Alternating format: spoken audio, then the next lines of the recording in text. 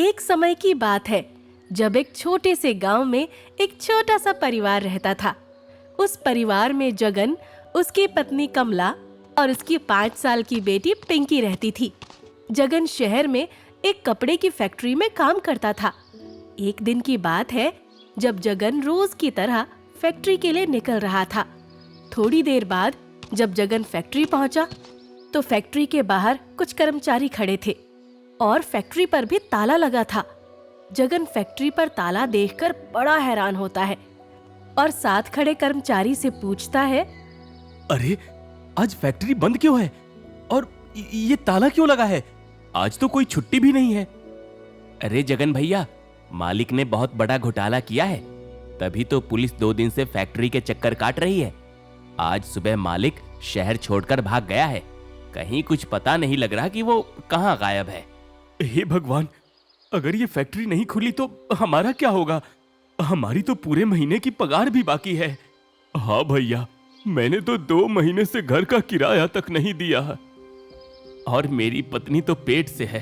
बताओ, उसके अस्पताल के पैसे मैं कहां से जुटाऊंगा? मालिक तो बिना पगार दिए ही भाग गए। सच में ये तो हमारे साथ बहुत बुरा हुआ है। मैं अब क्या करूंगा? कहां से दूसरा काम ढूंढूंगा?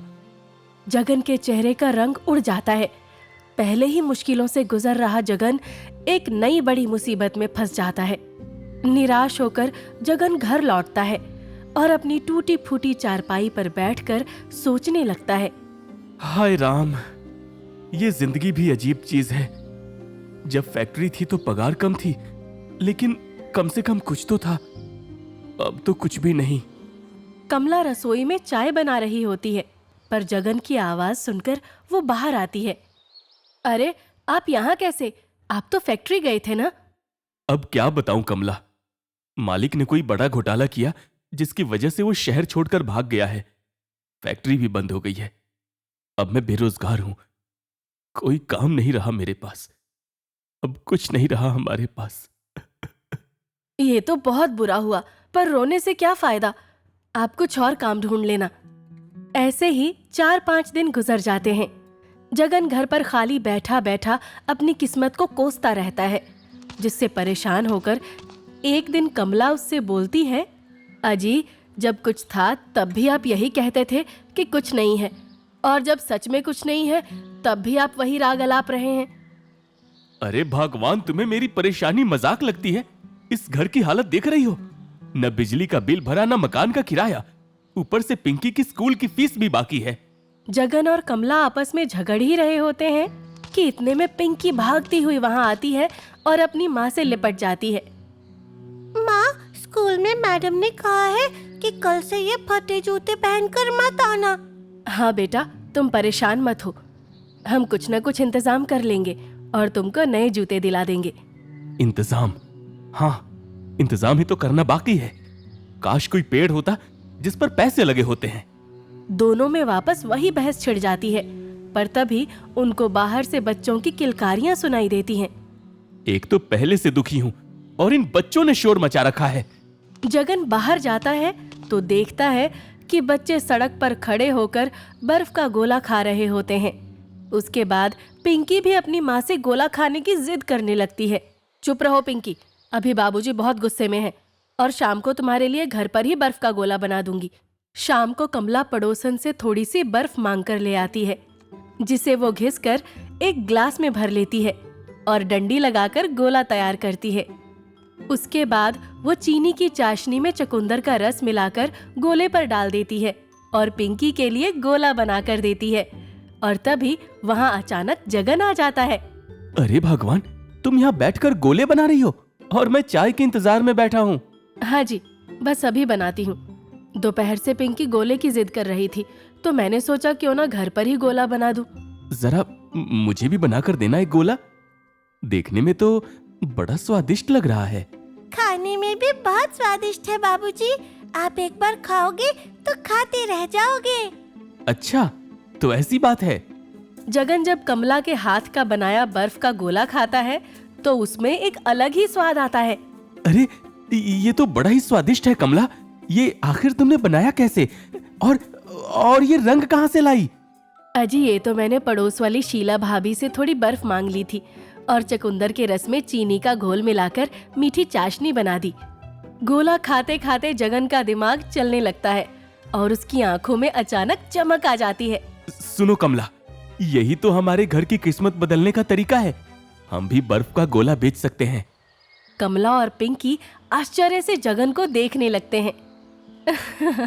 अजी आप भी मजाक कर रहे हैं। अब क्या आप बर्फ का गोला बेचेंगे? हाँ, सोचो, गर्मियों में लोग ठंडी चीजों के लिए तरसते हैं। हम बढ़िया बर्फ का गोला बनाएंगे और खूब पैसे कमाएंगे। बाबूजी, ये तो बहुत मजेदार होगा। कमला थोड़ा सोचती है और हाँ में सिर हिलाती है। कह तो आप सही रहे हैं, पर यह आसान नहीं है। हम रोज रोज बर्फ कहाँ से लाएंगे? इतने में वहाँ पड़ोस की शीला भाभी आ जाती हैं और उन दोनों की सारी बातें सुन लेती हैं। कर दी ना तुमने छोटी बात? तुम हमेशा मेरी इतनी मदद करती हो और बदले में कुछ नहीं लेती। आज तुम्हारा बुरा वक्त चल रहा है तो क्या मैं तुम्हारी मदद नहीं करूंगी? भैया आप रोज मुझसे बर्फ ले लेना। हमारे घर में तो बर्फ की कोई जरूरत ही नहीं पड़ती। आपका बहुत बहुत शुक्रिया भाभी। शुक्रिया कैसा भैया, आप बस बदले में मुझे रोज एक बर्फ का गोला मुफ्त में खिला देना। इस बात पर सब हंसने लगते हैं। उस पल जगन के चेहरे पर अब नई उम्मीद की किरण दिखाई देती है। वो पहली बार किसी काम के लिए इतना उत्साहित होता है। अगले दिन जगन सब सामान इकट्ठा करके मोहल्ले में बर्फ के गोले बेचने के लिए निकल पड़ता है। अरे आओ आओ, मजेदार ठंडे ठंडे बर्फ के गोले खाओ। नीले पीले लाल गुलाबी, ठंडे मीठे शोक नवाबी। गोले वाले की आवाज सुनकर बच्चे दौड़ कर आते हैं और कुछ ही देर में जगन के ठेले के सामने भीड़ लग जाती है। चाचा, मुझे लाल रंग वाला गोला दे दो। जगन बड़े शौक से पहला गोला बनाकर बच्चे को देता है। लो भाई, ये रहा तुम्हारा लाल लाल ठंडा गोला। एक एक करके वो सब बच्चों को गोला बनाकर देता है। धीरे धीरे करके वहाँ और लोग भी आने लगते हैं। जगन बड़ा ही खुश होता है क्योंकि उसके गोले अच्छी मात्रा में बिक रहे होते हैं। पर तभी उसके साथ एक अजीब घटना घटती है। एक आदमी जगन के ठेले के पास आता है। उसके साथ एक 5 साल का बच्चा भी होता है। वो आदमी अपने बच्चे राजू का हाथ पकड़कर ठेले के पास लेकर आता है और जगन से गुस्से में बोलता है, अरे ओ भैया, तुम रोज इसी जगह बर्फ का गोला बेचते हो? जी हाँ बाबूजी। क्या बात है? मेरे बच्चे को गोला तुमने ही दिया है। हाँ, मैंने ही दिया था, पर बात क्या है? मेरा बेटा जब से घर गया है तब से शोर मचा रखा है कि गोला खाकर उसकी जीभ दूसरे बच्चे की तरह लाल क्यों नहीं हुई। लाल? क्योंकि तुमने पीला गोला लिया था बेटा। बताओ, इस बात के लिए घर सर पर उठा रखा था इसने। अब जल्दी से बना दो इसके लिए लाल रंग का वो गोला।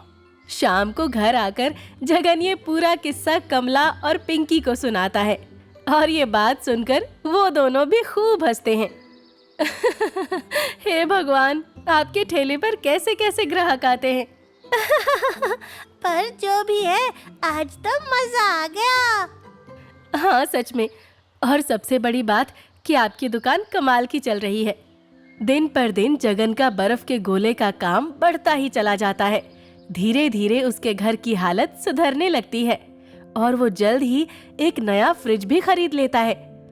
घर में नया फ्रिज देखकर सब लोग बड़े खुश होते हैं और तभी वहाँ शीला भाभी आती हैं। अरे वाह, आप लोग नया फ्रिज ले आए। ये तो आपने मेरा नुकसान करवा दिया। नुकसान? वो कैसे?